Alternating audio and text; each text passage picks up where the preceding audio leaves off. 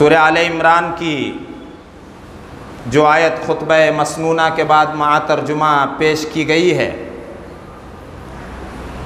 पिछले जुमे भी इसी आयत को खुतबे में पेश की गई थी और वफ़ातुन नबी नबी अकरम सल्लल्लाहु अलैहि वसल्लम के इंतकाल से मुताल्लिक़ कुछ ज़रूरी और तमहीदी बातें पिछले जुमे के खुतबे में बताई गई थी। मौत सबके लिए बरहक़ है। मौत से ना तो कोई नबी बच सकता है, ना कोई वली, ना कोई अल्लाह का फासिक व फाजिर और गुनहगार बंदा। मौत सबके लिए है। पिछले जुमे के खुतबे में ये बात आई थी कि 29 सफ़र को आप बक़ी नामी कब्रिस्तान तशरीफ़ ले गए एक जनाजे में। वहीं से आपके सरे मुबारक में दर्द शुरू हुआ और हरारत और बुखार तेज़ हो गया। यहीं से आपकी उस बीमारी का आगाज़ होता है जिसमें आपका इंतकाल हुआ और आप 13 या 14 दिन बीमार रहे। उन 13 या 14 दिनों में आपने बहुत सी नसीहतें फरमाई और आप उन नसीहतों को इस तरह से सुनिए कि आप अल्लाह के आखिरी रसूल हैं, आपके बाद कोई रसूल नहीं आएगा, इस पर हमारा ईमान है। जो अल्लाह के रसूल को आखिरी रसूल नहीं माने वो मुसलमान नहीं है। तो आखिरी रसूल की ज़बान मुबारक से जो नसीहतें हो रही हैं, उन नसीहतों की कितनी अहमियत होगी। अल्लाह का आखिरी पैगाम, अल्लाह रब्बुल आलमीन का आखिरी मैसेज, अल्लाह के आखिरी रसूल की ज़बान मुबारक से आपके आखिरी दिनों में अदा हो रहे हैं।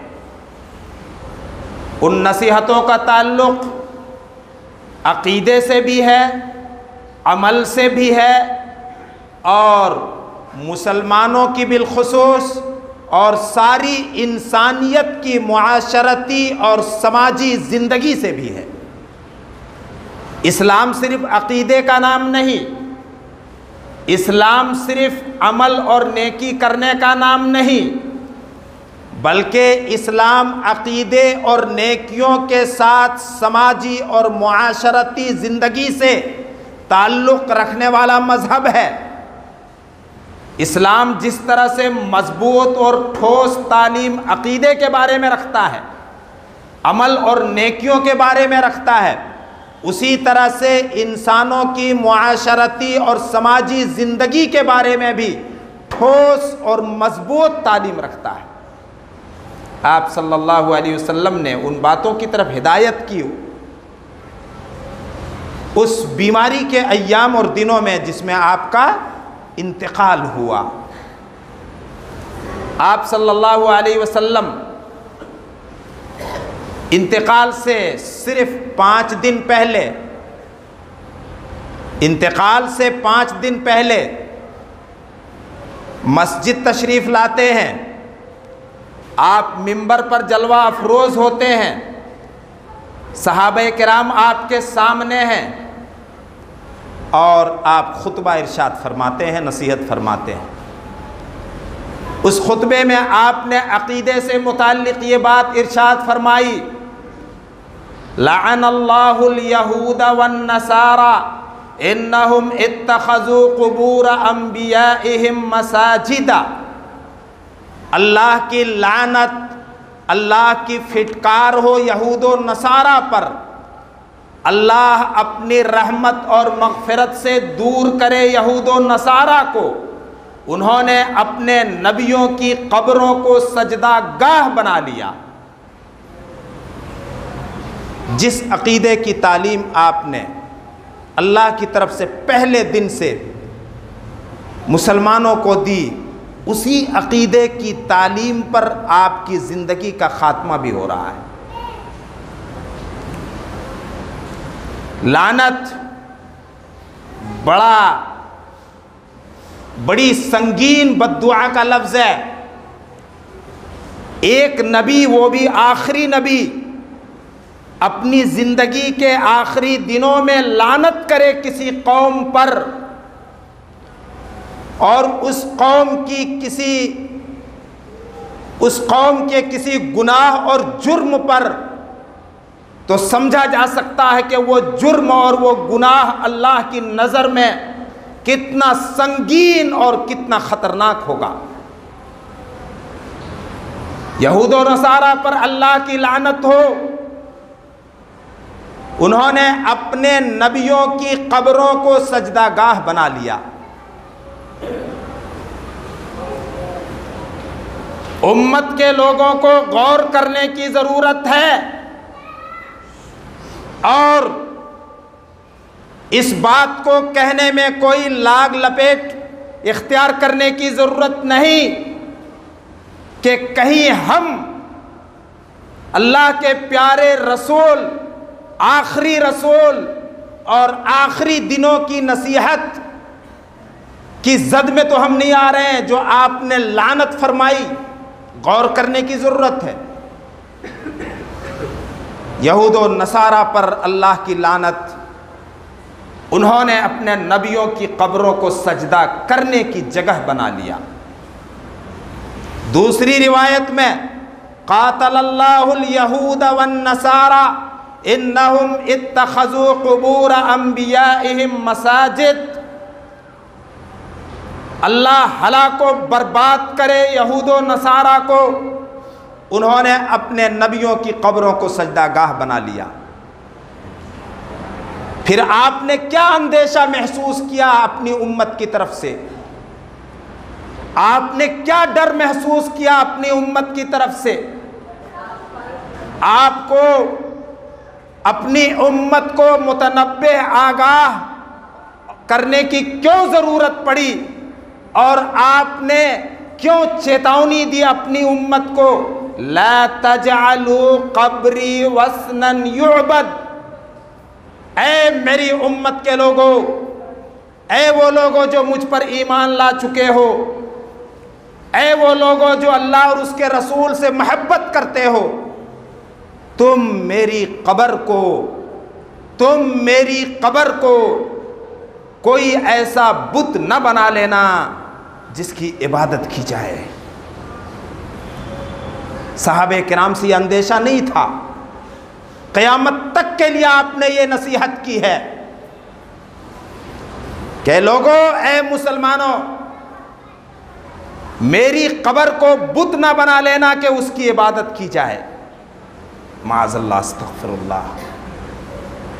आज कब्रों के मेले, कब्रों पर मेले ठेले और उर्स लगाना और कब्रों पर चादर चढ़ाना और कब्रों पर सजदे करना, उन कब्र वालों से हाजत रवाई और मुश्किल कुशाई के लिए फरियाद करना, ये सारे अमल मोहताजे दलील हैं, मोहताजे दलील हैं। बिना दलील के दीन का कोई काम साबित नहीं होता है। अल्लाह के रसूल सल्लल्लाहु अलैहि वसल्लम की इस नसीहत को ज़िंदगी भर के लिए याद रखना मुसलमानों। कब्र परस्ती का फितना पूरी दुनिया में आम है। फितने के इस दौर में जनाब मोहम्मद रसूलुल्लाह सल्लल्लाहु अलैहि वसल्लम की इस नसीहत को याद रखना। फिर आपने अपने आप को क़िसास के लिए, बदले के लिए पेश किया। आपको पता चल चुका है कि दुनिया हमारी छूटने वाली है, हमारे चल चलाव का वक्त आ गया। आप मजमे सहाबा में, मस्जिद नबवी में, जहाँ पर सहाबे किराम की जमाअत और भीड़ इकट्ठी है, अपने आप को क़िसास और इंतकाम के लिए पेश करते हैं और आप फरमाते हैं कि अगर हमने किसी को कोड़े मारा हो, किसी के साथ मार पीट किया हो, तो ये मेरी पीठ हाजिर है, मुझसे बदला ले लो। अगर हमने किसी की बेआबरूई की है, किसी की इज्जत व आबरू के साथ खिलवाड़ किया है, किसी की इज्जत को खाक में मिलाया है तो मुझसे बदला ले लो। मैं दुनिया से इस तरह से रुखसत होना चाहता हूँ कि अल्लाह के बंदे मुझसे खुश रहें। अल्लाह के बंदे खुश और राज़ी रहेंगे तो अल्लाह राज़ी रहेगा। हम लोग भी मरेंगे, हम लोग भी मरते हुए लोगों को अपने समाज में देखते हैं और हर तरह के लोग मरते हैं। किसको इन बातों की फिक्र होती है? हमने किसी को सताया है, मारा है, पीटा है, वो मुझसे बदला ले ले। आज ख़ास तौर से अगर किसी की इज्जत को हमने खाक में मिलाई है तो वो बदला ले ले। गोया कि आप एक तरह से अपने साथियों से माफ़ी मांग रहे हैं, माफ़ी तलाफ़ी कर लो। आज अगर हम किसी को मारते पीटते नहीं हैं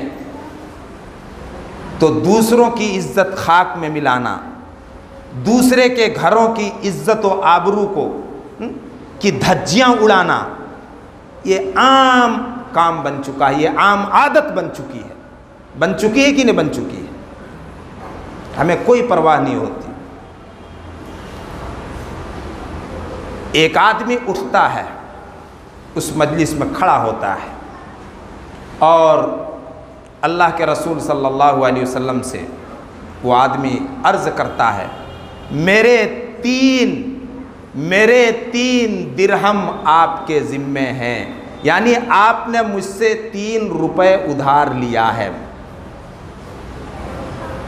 कुरान करीम में सबसे बड़ी आयत, बहुत से भाई जानते होंगे, आयत दैन है, लेन देन की आयत।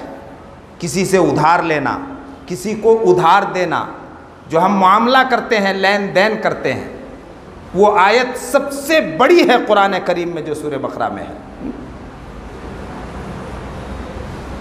रसूलुल्लाह सल्लल्लाहु अलैहि वसल्लम माअज़ल्लाह किसी किस्म की अदना सी नाराज़गी और नागवारी का इजहार नहीं फरमाते। सहाबे किराम मौजूद हैं, कोई नहीं टोकता है कि तुम रसूल के साथ बेअदबी और गुस्ताखी कर रहे हो। बंदे का हक बंदे के ऊपर क्या है, उसकी अदायगी की बात चल रही है। आपसे मैं मांगता हूं 3 रुपए। अल्लाह के रसूल सल्लल्लाहु अलैहि वसल्लम किसी का जनाजा पढ़ाने से पहले लेन देन के मामले की छानबीन करते थे। अगर कोई मकरूज़ मरता और कर्ज़ अदा करने वाला उस मय्यत का नहीं होता तो आप अपनी तरफ से कर्ज़ अदा करते और जनाजा पढ़ाते। अगर आप में कर्ज़ की अदायगी की सकत नहीं होती तो आप उसका जनाजा नहीं पढ़ाते थे, नहीं पढ़ाते थे। मैं कर याद रखिएगा, आज लोगों का ले करके डकार जाना, हड़प लेना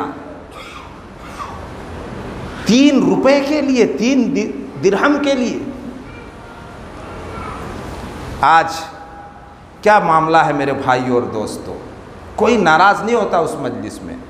आप अपने चचेरे भाई फज़ल इब्न अब्बास को कहते हैं अदा कर दो, वो 3 दिरहम सबके सामने राज़ी खुशी अदा कर देते हैं।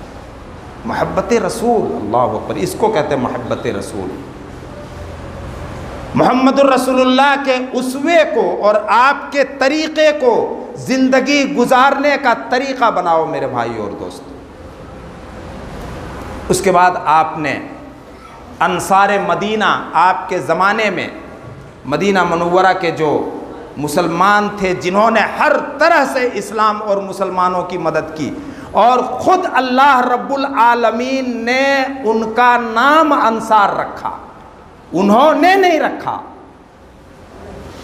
अल्लाह ने उनका नाम अंसार रखा। कुरान करीम में आयत उठा करके देख लीजिएगा, अल्लाह ने उनका नाम अंसार रखा, यानी मददगारे इस्लाम, मददगारे मुसलमान, मददगारे रसूल। ये नाम किसने रखा?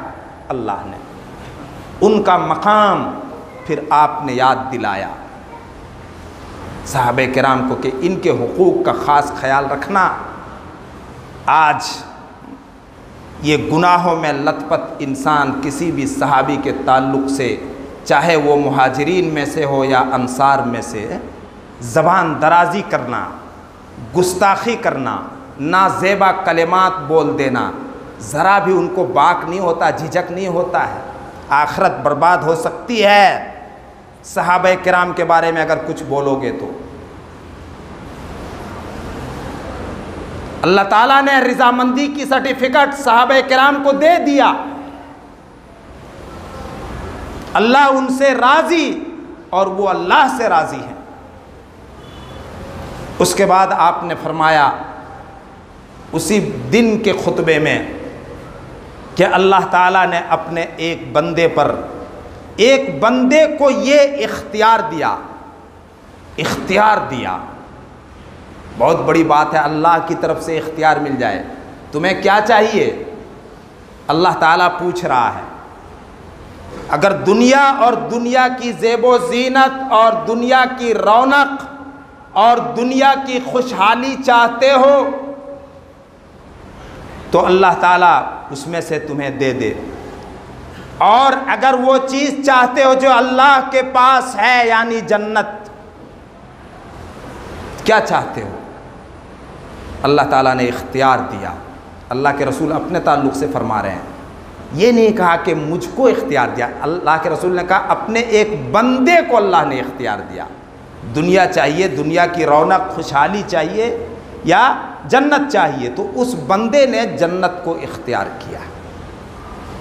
दुनिया अपनी तमाम तर रौनक और ज़ेबो ज़ीनत और खुशहाली के बावजूद धोखे का सामान है, साथ छूटने वाली है।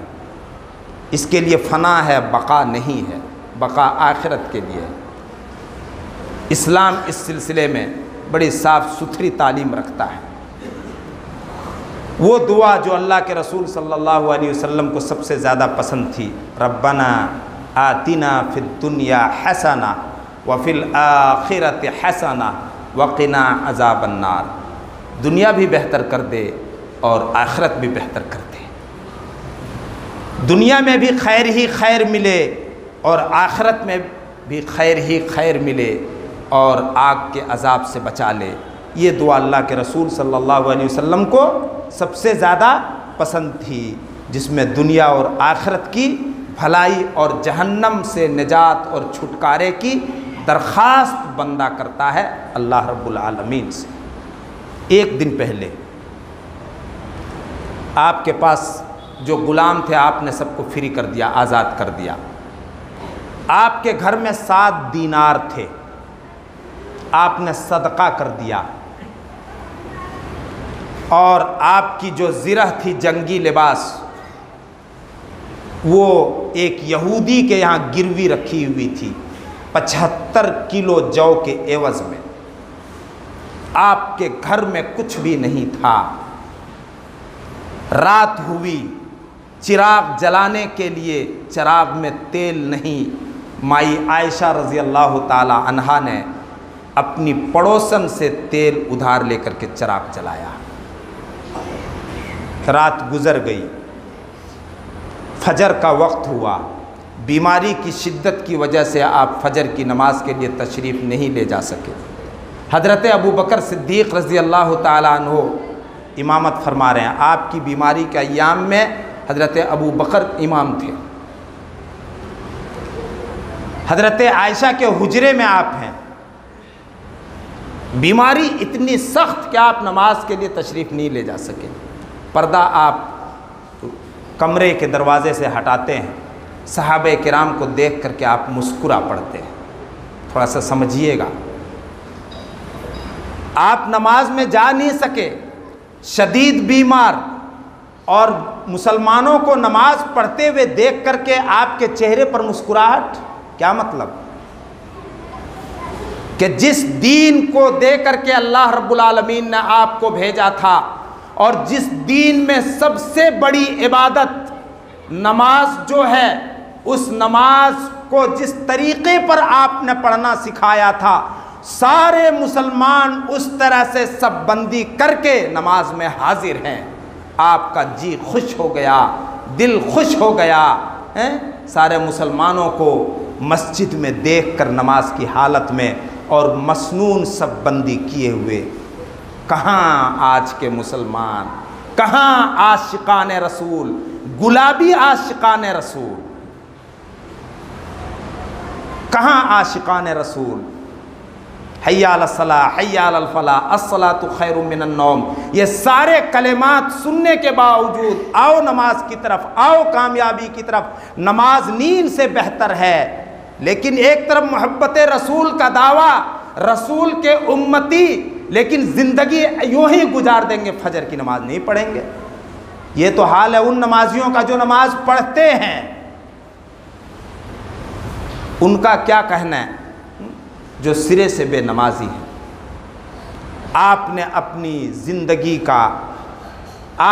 ज़िंदगी में जो आखिरी नसीहत फरमाई, सूरज निकल गया, फजर की नमाज हो गई, आपने फरमाया सहाबा किराम को नसीहत करते हुए, अस्सलाह अस्सलाह वमा मलकत ऐमानुकुम, नमाज का ख्याल रखना, नमाज का ख्याल रखना, और तुम्हारे अंडर जो लोग हैं, तुम्हारे मातहत जो लोग हैं, उनका ख्याल रखना। ये आपकी ज़िंदगी की आखिरी कौली नसीहत है, आपकी ज़िंदगी का आखिरी फरमान यही है, अस्सलाह अस्सलाह वमा मलकत ऐमानुकुम, नमाज का ख़ास ख्याल, और अपने मातहतों का, तुम्हारे अंडर जो लोग हैं, तुम्हारे अंडर जो काम करते हैं, अगर अल्लाह ने तुमको बड़ा बनाया है तो अपने छोटों का ख्याल रखना। दिन चढ़ता गया, अब्दुर्रहमान बिन अबी बकर, हज़रत आयशा कहती हैं, मौजूद थे, उनके हाथ में मिसवाक थी। आप सल्लल्लाहु अलैहि वसल्लम ने मिसवाक को बहुत तमन्नाओं के साथ देखा। हज़रत आयशा ने पूछा, आप मिसवाक करना चाहते हैं? आपने जवाब दिया हाँ। चुनांचे आयशा रज़ी अल्लाह ताला अन्हा ने मिसवाक नरम करके दिया आपको, और आपने अच्छी तरह से मिसवाक किया। ये आपकी ज़िंदगी का आखिरी काम है। कम से कम आखिरी बात और आखिरी काम को याद रखना। आखिरी बात क्या है? आपकी नमाज और अपने छोटों का, अपने मातहतों का, अपने अंडर के लोगों का ख्याल, और आपका आखिरी काम मिसवाक करना है। अल्लाह के रसूल ने फरमाया, अगर मुझे मशक्क़त का अंदेशा ना होता तो हर नमाज और हर वज़ू के साथ में मिसवाक को फ़र्ज़ कर देता। आपको मिसवाक इतनी अजीज़ थी।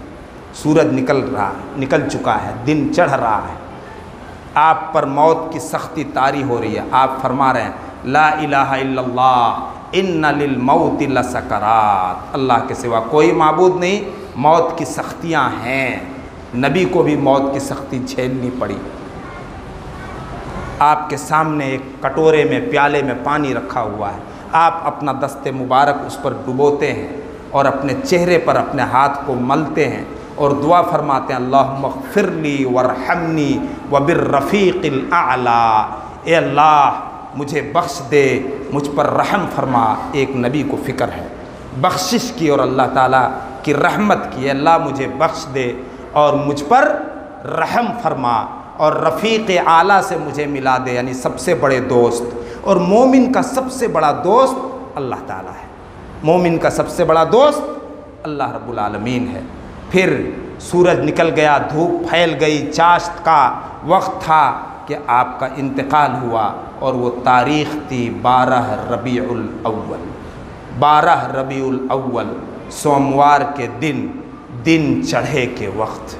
मेरे भाइयों और दोस्तों, नबी अकरम सल्लल्लाहु अलैहि वसल्लम ने हमारे लिए, सारी इंसानियत के लिए अपनी बीमारी के अय्याम में जो नसीहतें फरमाई, जिनका ताल्लुक़ हमारी एतक़ादी ज़िंदगी से, हमारे अक़ीदे से, हमारे अमल से और हमारी समाजी और घरेलू ज़िंदगी से है, उसको पेश किया गया। अल्लाह ताला हम सबको अमल की तौफ़ीक़ दे। या रब्बल आलमीन हमें जब तक ज़िंदा रख, ईमान और इस्लाम पर रख, और जब हमारा ख़ात्मा हो तो ईमान और इस्लाम पर हो। या रब्बल आलमीन अपने नबी की एक एक सुन्नत पर हम सबको अमल करने वाला बना दे। बिदात व खुराफात से, शिर्क व कुफ्र से हम सबको दूर रख और बचाए रख। या रब्बल आलमीन हम में जो बीमार हैं उनको शिफ़ा दे, यकीनन तू ही शिफ़ा देने वाला है, और मुश्किलात में, परेशानियों में जो फंसे हैं उनकी परेशानियों और मुश्किलात को तो दूर फरमा दे। यकीनन तू ही मुश्किल कुशा है। बारकल्लाहु लना व लकुम फिल कुरआनिल हकीम व नफ़अना व इय्याकुम बिल आयाति व ज़िक्रिल हकीम। इन्नहु तआला जव्वादुन करीमुम मलिकुम बर्रऊफ़ुर रहीम।